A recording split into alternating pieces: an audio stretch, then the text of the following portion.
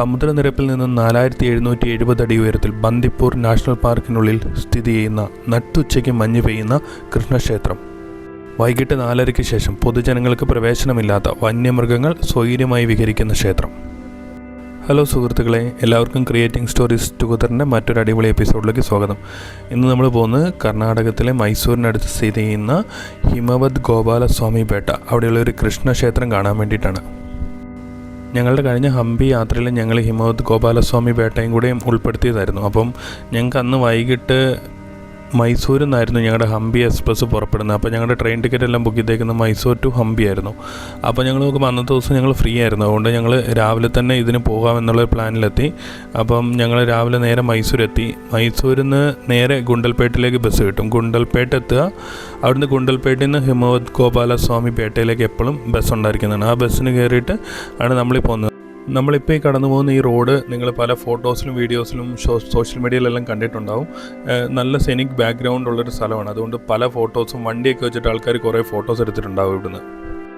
ഞങ്ങളുടെ ഈ യാത്ര മൊത്തം ഞങ്ങൾ സഞ്ചരിച്ചത് കർണാടക KSRTCയിലായിരുന്നു. നല്ലൊരു ബഡ്ജറ്റ് ഓപ്ഷനാണ്.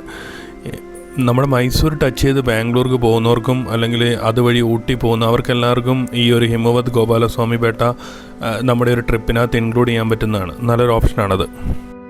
ഈ ഒരു പോയിന്റ് വരെ നമുക്ക് പ്രൈവറ്റ് വാഹനങ്ങൾക്ക് പ്രവേശനമുള്ളൂ. അവിടുന്ന് ഇപ്പോൾ നിങ്ങൾ കാറിന് വന്നാലും ബൈക്കിന് വന്നാലും ഇവിടെ ഒരു പാർക്കിംഗ് ഗ്രൗണ്ട് ഉണ്ട്. അവിടെ നമ്മൾ വണ്ടി പാർക്ക് ചെയ്തിട്ട് KSRTC ബസ്സുണ്ട്.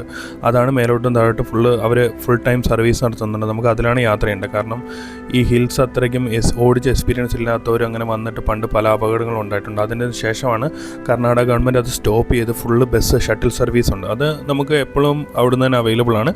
അപ്പോൾ നമ്മുടെ വണ്ടിയൊക്കെ അവിടെ വെച്ച് നമ്മുടെ സാധനങ്ങളൊക്കെ എടുത്ത് നമ്മൾ ഈ ബസ്സിൽ കയറണം. നമുക്ക് അതിനുള്ള ടിക്കറ്റ് അപ്പ് ആൻഡ് ഡൗണിലുള്ള ടിക്കറ്റ് നമ്മൾ ഇവിടുന്ന് താഴെ തന്നെ എടുത്തിട്ടാണ് കയറുന്നത്.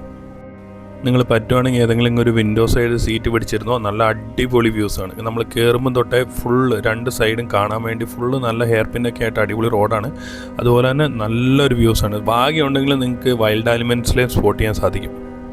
നമ്മുടെ കണ്ണൂർ കോഴിക്കോട് ആ ഒരു സൈഡിലേക്കുള്ളവർക്ക് ഒരു 1 ഡേ ട്രിപ്പായിട്ട് ഇങ്ങോട്ട് വരാവുന്നതാണ്. നിങ്ങൾക്ക് ഒരു ജൂലൈ ഓഗസ്റ്റ് ജൂൺ എൻഡ് തൊട്ടുള്ളൊരു സമയത്ത് ഇവിടെ ഫുള്ള് ഫ്ലവറിങ് സീസണാണ്. ജമന്തി പൂക്കളുടെയും സൂര്യകാന്തി പൂക്കളുടെയും ഇഷ്ടം പോലെ പാടങ്ങളുണ്ട്. നമുക്കിവിടെ വന്ന് ഫോട്ടോസൊക്കെ എടുക്കാൻ സാധിക്കും. പിന്നെ വരുന്ന വഴി മൊത്തം ബന്ദിപ്പൂർ ഫോറസ്റ്റിൻ്റെ കൂടെയുള്ള അതും ഒരു നല്ലൊരു എക്സ്പീരിയൻസ് ആയിരിക്കും. അപ്പോൾ നിങ്ങൾക്കൊരു 1 ഡേ ട്രിപ്പ് പ്ലാൻ ചെയ്ത് ഇങ്ങോട്ടേക്ക് വരാവുന്നതാണ്.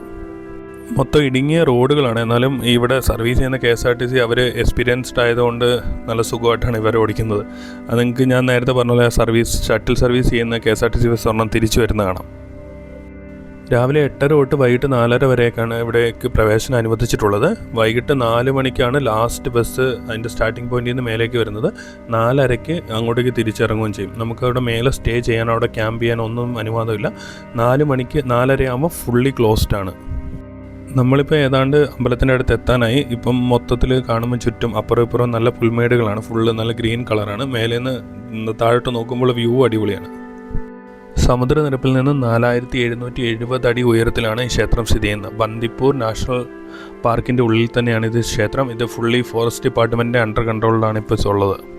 14-ാം നൂറ്റാണ്ടിലാണ് ഈ ക്ഷേത്രം സ്ഥാപിക്കപ്പെടുന്നത്. കൃത്യമായി പറഞ്ഞാൽ AD 1315 അന്നത്തെ രാജാവായിരുന്ന ചോള ബെല്ലാളയാണ് ഈ ക്ഷേത്രം നിർമ്മിച്ചത്. അന്ന് ഇവിടുത്തെ ശ്രീകൃഷ്ണ വിഗ്രഹം ഇവിടെ പ്രതിഷ്ഠിച്ചത് അഗസ്ത്യർ മുനിയാണ് എന്നാണ് വിശ്വസിക്കപ്പെടുന്നത്.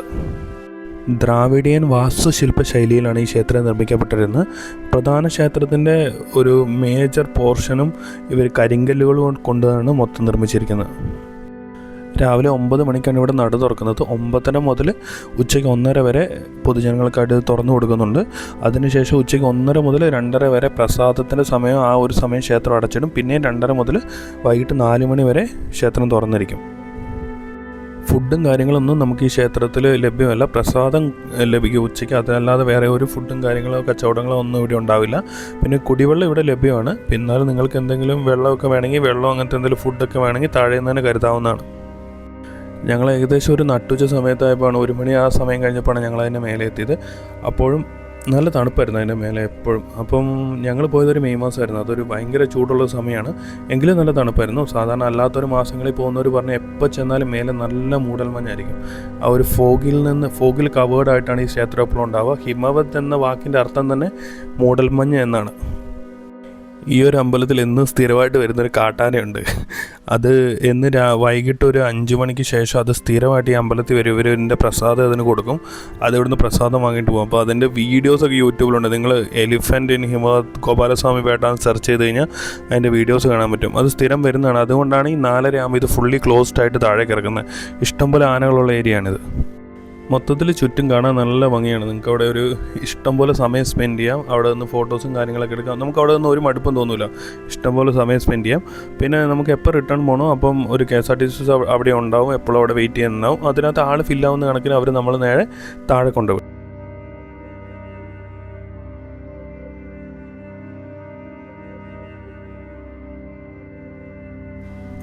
ഒരു ഉച്ച സമയത്താണ് നിങ്ങളവിടെ എത്തുന്നതെങ്കിൽ നിങ്ങൾക്ക് അവിടെ അമ്പലത്തിൻ്റെ പ്രസാദം കാര്യങ്ങളൊക്കെ കിട്ടും.